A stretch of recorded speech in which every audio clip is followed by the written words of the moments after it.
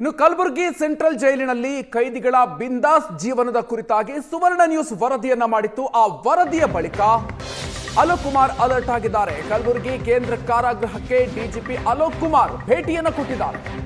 ಕಲಬುರಗಿ ಜೈಲಲ್ಲಿ ಇಂಚಿಂಚು ಪರಿಶೀಲಿಸಿದ್ದಾರೆ ಅಲೋಕ್ ಕುಮಾರ್. ಜೈಲು ಅಧಿಕಾರಿ ಸಿಬ್ಬಂದಿಗಳ ವಿಚಾರಣೆಯನ್ನ ನಡೆಸಿದ್ದಾರೆ ಡಿಜಿಪಿ. ಜೈಲಿನ ಅಕ್ರಮಗಳ ಕುರಿತಾಗಿ ಏಷ್ಯಾನೆಟ್ ಸುವರ್ಣ ನ್ಯೂಸ್ ವರದಿಯನ್ನ ಮಾಡಿತ್ತು.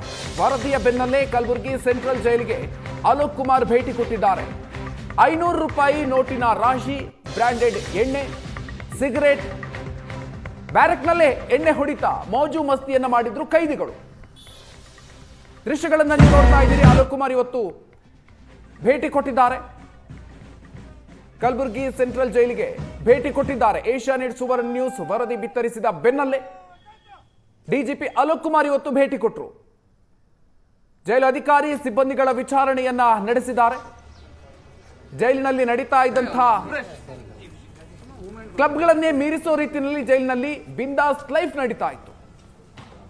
ಎಣ್ಣೆ ಹೊಡಿತಾ, ಸಿಗರೇಟ್ ಸೇದ್ದ ಬಿಂದಾಸ್ ಜೀವನವನ್ನ ನಡೆಸ್ತಾ ಇದ್ರು. ಮೋಜು ಮಸ್ತಿಯಲ್ಲಿ ತೊಡಗಿದ್ರು. ಆ ದೃಶ್ಯಗಳನ್ನ ಏಷ್ಯಾನೆಟ್ ಸುವರ್ಣ ನ್ಯೂಸ್ ಬಿತ್ತರಿಸಿತ್ತು. ಈ ಹಿಂದೆ ಕೂಡ ಅಷ್ಟೇ ಹಲವು ಜೈಲುಗಳ ಕರ್ಮಕಾಂಡವನ್ನ ಏಷ್ಯಾನೆಟ್ ಸುವರ್ಣ ನ್ಯೂಸ್ ಬಯಲುಗೊಳಿಸಿತ್ತು. ಇದೀಗ ಮತ್ತೊಂದು ಕಲಬುರಗಿಯಲ್ಲೂ ಕೂಡ ಅದೇ ರೀತಿಯಾಗಿರುವಂತಹ ಘಟನೆ ಆಗಿದೆ.